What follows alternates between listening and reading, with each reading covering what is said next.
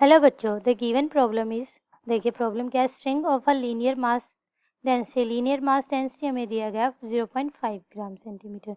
Total length हमें दी गई 30 centimetre tied to the fixed hole at one end and to the frictionless ring at the another end, और frictionless surface दी गई हमारे other end पे। ठीक है, the ring can move on a vertical rod, और जो रिंग है वो क्या कर रही है, मूव करती है हमारी वर्टिकल रोड से। Wave pulse is produced on the string, wave pulse क्या करती है, प्रोड्यूस करती है string which move towards the ring at a speed of 20 centimetre. ठीक है, मूव करती है किसे, towards the ring at a speed of 20 centimetre. The pulse is symmetric about the maximum, जो पल्स है वो क्या है, सिमेट्रिक है मैक्सिमम के, which is located at a distance of 20 centimetre, जहाँ पे वो क्या करिए, लोकेट करिए डिस्टेंस 20 सेंटीमीटर में from the end joint to the ring. A part में देखिए, assume that the wave reflected from the end, assume कर रहे हैं जो वेव है वो रिफ्लेक्ट करती है from the end without lose of energy, वो एनर्जी क्या करती है, लूज नहीं करती है। Find the time taken by the string to regain the shape. And the B part, the shape of the string changes periodically with time, जो time के साथ वो periodically शेप चेंज करती है, हमें वो टाइम बताना है। थर्ड में हमें फाइंड आउट करना what is the tension of the string, हमें स्ट्रिंग फाइंड आउट करनी है टेंशन की। तो देखिए सॉल्यूशन, ए पार्ट देखते हैं क्या कह रहा है। Assuming that the reflected and towards without the lose of energy, देखिए अब एक बार ये इस तरफ जाएगी, कितना गया 20 सेंटीमीटर, फिर यहाँ से ये वापस आएगी, तो टोटल डिस्टेंस कितना हो जाएगा हमारे पास, एस इज इक्वल्स टू 20 गई 20 आई, तो टोटल डिस्टेंस कितना हो गया 40 सेंटीमीटर हो गया। अब देखिए वेलोसिटी हमें कितनी गिवन है, वेलोसिटी हमें 20 सेंटीमीटर पर सेकेंड गिवन है। ठीक है, तो टाइम क्या हो जाएगा हमारे पास, एस बाय वी हो जाएगा।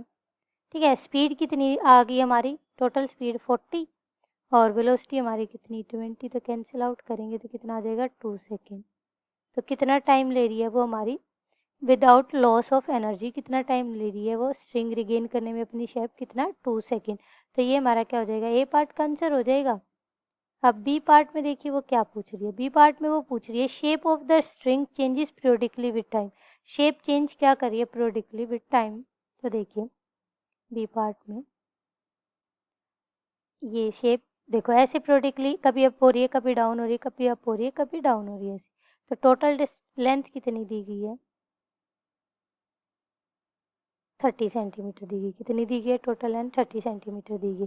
तो डिस्टेंस डी हमारा कितना आ जाएगा, वो आ जाएगा 2 इंटू 30, क्योंकि वो एक बार इधर गई फिर वो वापस आई, periodically चेंज हो रही, तो कितना आ जाएगा 60 सेंटीमीटर आ जाएगा हमारा।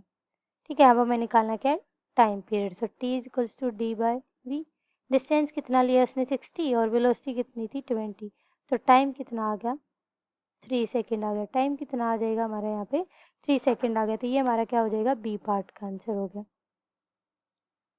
अब देखिए सी पार्ट में क्या निकालना, हमें टेंशन निकाल, सी पार्ट में हमें क्या निकालनी है, tension in the string find out करनी है। ठीक है, क्या फाइंड आउट करनी है, tension in the string find out करनी है। तो हमारे पास फ्रिक्वेंसी क्या होती है, फ्रिक्वेंसी हमारे पास होती है 1/12 under root T by mu. अब हमें ये टेंशन फाइंड आउट करनी है, तो फ्रिक्वेंसी क्या होती है हमारी 1/t होती है, और कितना आया टाइम हमारा 3 सेकेंड, तो 1/3 सेकेंड।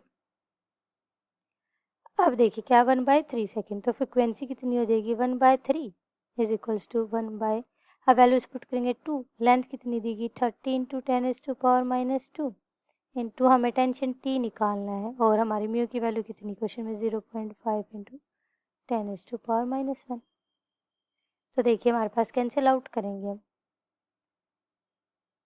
कैंसिल आउट करके लिखेंगे, तो ये हमारे पास देखिए 1/3 is equals to 100 divided by 2 into 30 हो जाएगा under root T upon 0.05। Cancel out 2 से 5 टाइम, कैंसिल आउट 3 से 3 टाइम कैंसिल, तो हमारे पास कितना बन गया, ये बन गया 1 is equals to 25 multiply T by 0.05। तो यहाँ से tension T is equals to कितने आ गए 0.05 डिवाइडेड बाय 25, तो पॉइंट रिड्यूस करेंगे तो कितना आ गया 100 आ गया, तो 5/2500 कैंसिल आउट करेंगे तो कितना आ जाएगा 1/500। तो टेंशन इन द स्ट्रिंग क्या आ जाएगी हमारे पास, ये आ जाएगी 0.0 0.02 न्यूटन। ये हमारा इस क्वेश्चन का क्या आ जाएगा, आंसर आ जाएगा। Thank you so much. Hope would you like the solution of your question.